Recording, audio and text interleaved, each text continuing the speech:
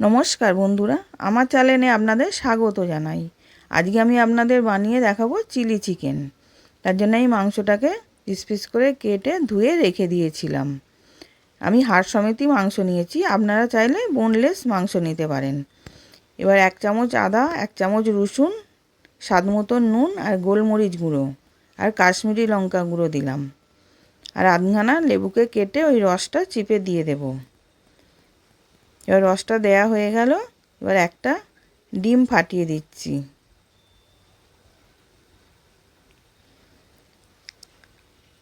আর 3 চামচ কর্নফ্লাওয়ার দিয়ে দেব। এবার ভালো করে মেখে আধ ঘন্টা রেখে দেব চাপা দিয়ে।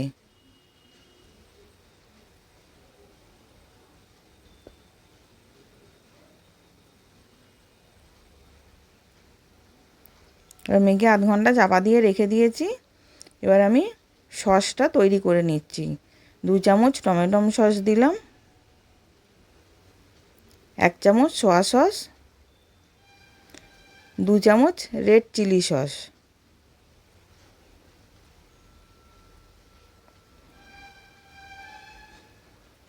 এবার ওর মধ্যে আমি কিছুটা জল দিয়ে গুলে রেখে দেব।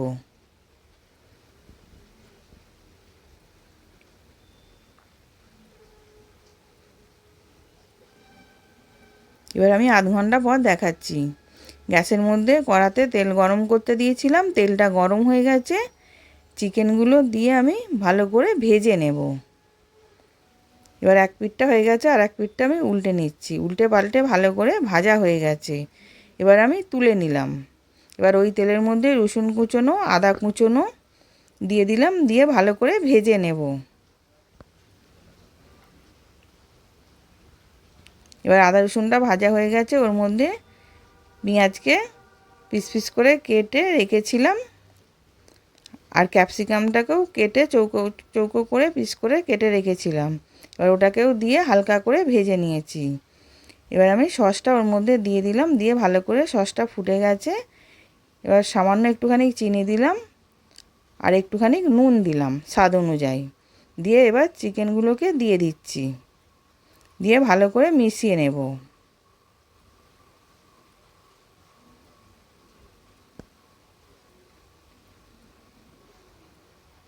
এবার ভালো করে মিশিয়ে ফুটিয়ে নিয়েছিলাম। এবার 1 চামচ কর্নফ্লাওয়ার জল দিয়ে গুলে রেখেছিলাম, ওটাকেও দিয়ে দিলাম, দিয়ে ওটাকেও ভালো করে মিশিয়ে নিচ্ছি।